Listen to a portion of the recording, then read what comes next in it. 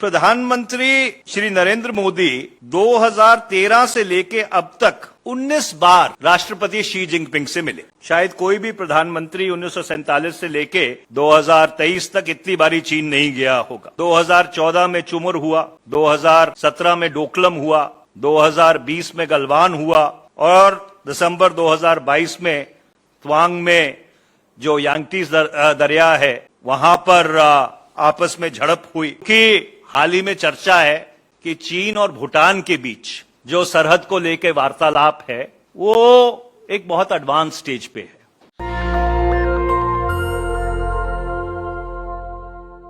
लगभग 3 वर्ष हो गए कि चीन की सेना ने भारत की सरजमी में घुसपैठ की थी।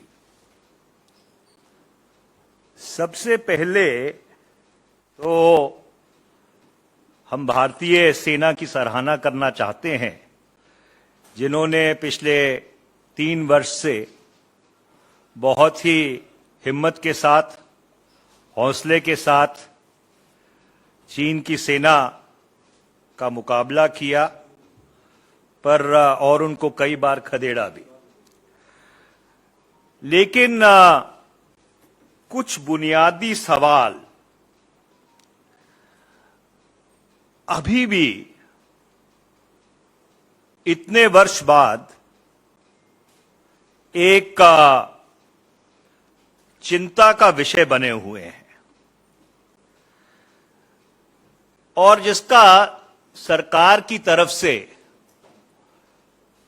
पिछले 35 महीनों में कोई जवाब नहीं आया कि आखिर इतने व्यापक स्तर के ऊपर,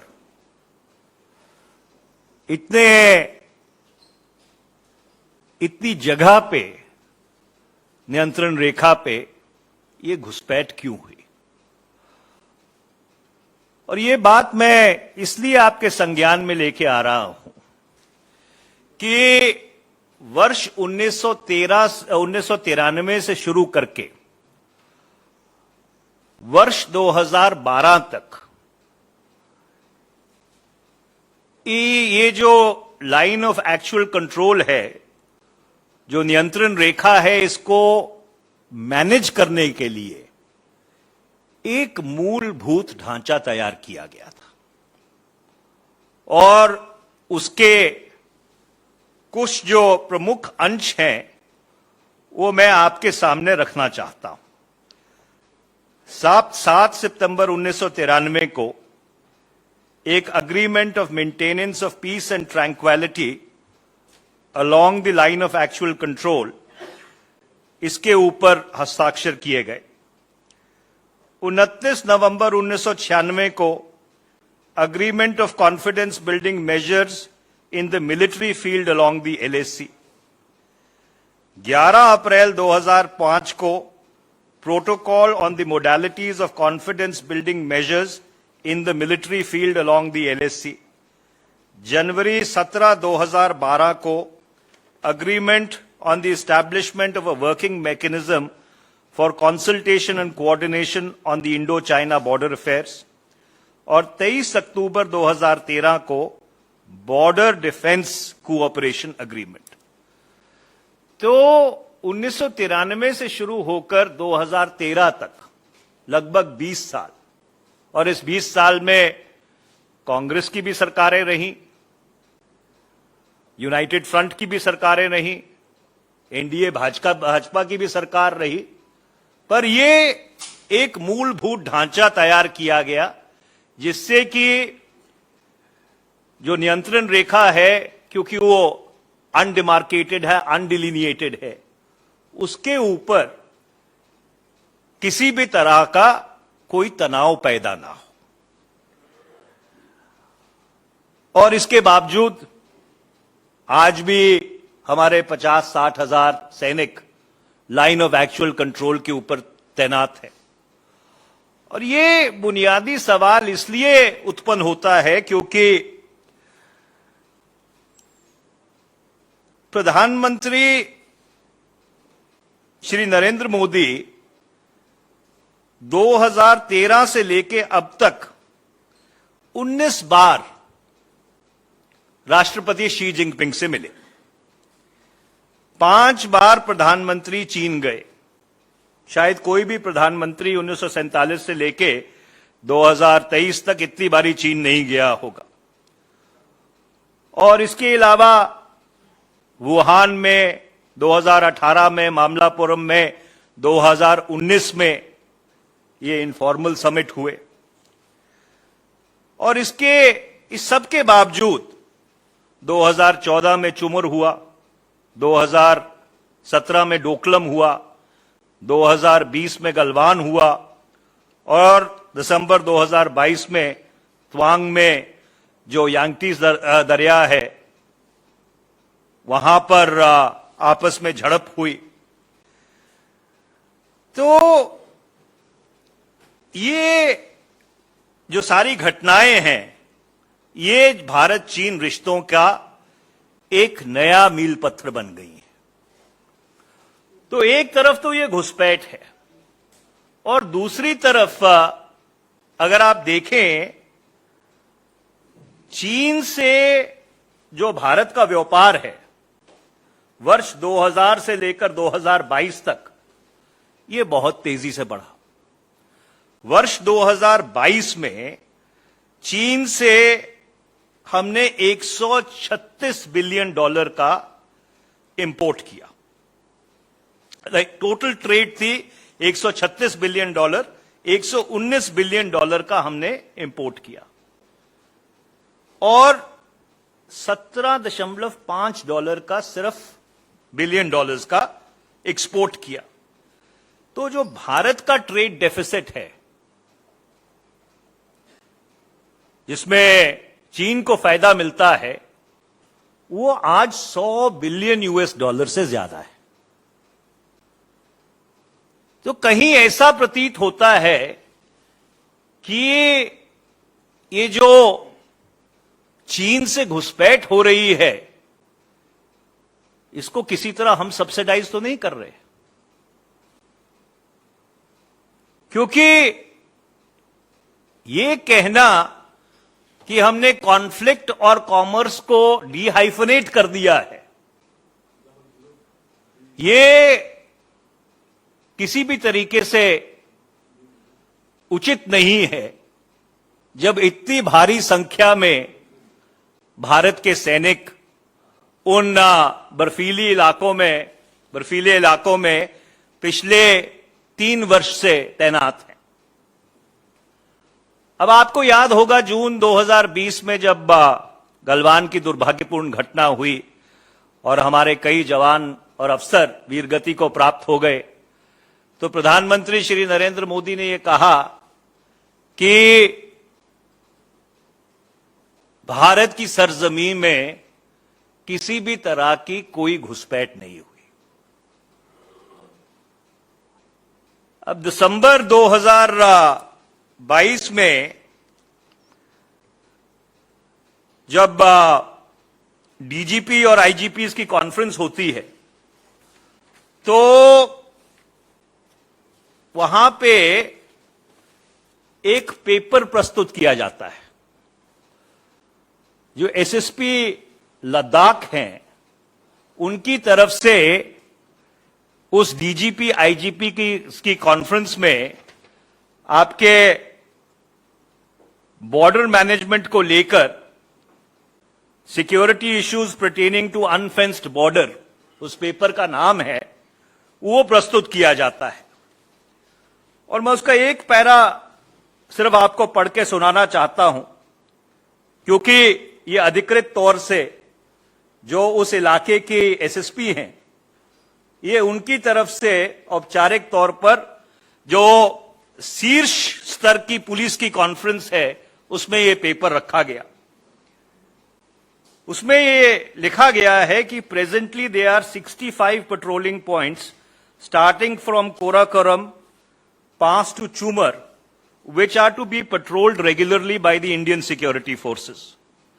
Out of these 65 patrolling points, our presence is lost in 26 patrolling points, that is patrolling points number 5 to 17, 24 to 32, 37, 51, 52, and 62, due to restrictive or no patrolling by the Indian security forces. Later on, China forces us to accept the fact that as such, areas have not seen the presence of the ISF or civilians since long. The Chinese were present in these areas. This leads to a shift in the border under control of the Indian security forces towards the Indian side, and a buffer zone is created in all such pockets, which ultimately leads to a loss of control over these areas by India. This tactic of PLA to grab land inch by inch is known as salami slicing.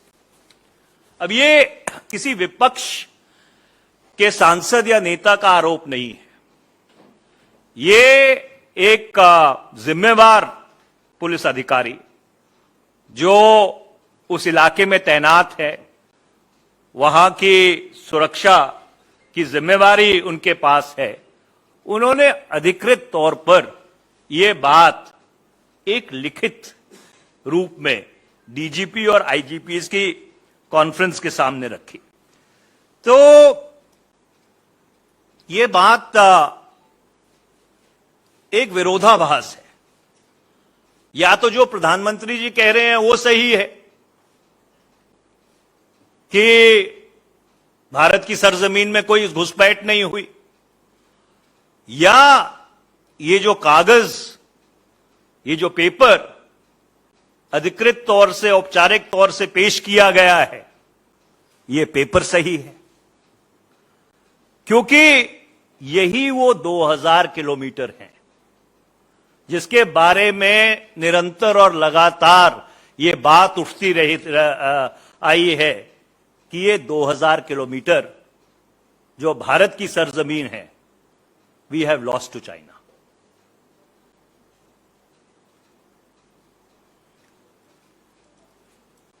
सितंबर 2020 से, जब घुसपैठ के बाद पहली बार संसद का सत्र या संसद मिली, तब से लेकर 2023 तक निरंतर और लगातार हर सेशन में लगभग हर दिन हम ये मांग करते आए हैं कि नियंत्रण रेखा पर वास्तविक परिस्थिति क्या है, उसके ऊपर संसद में एक विस्तृत चर्चा की जरूरत है।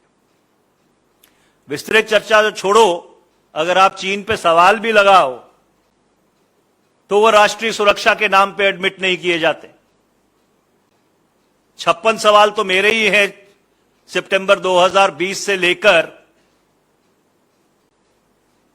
ये फरवरी मार्च 2023 तक, जिनको एक रूल है 41 समथिंग, उसके तहत सिरे से खारिज कर दिया गया।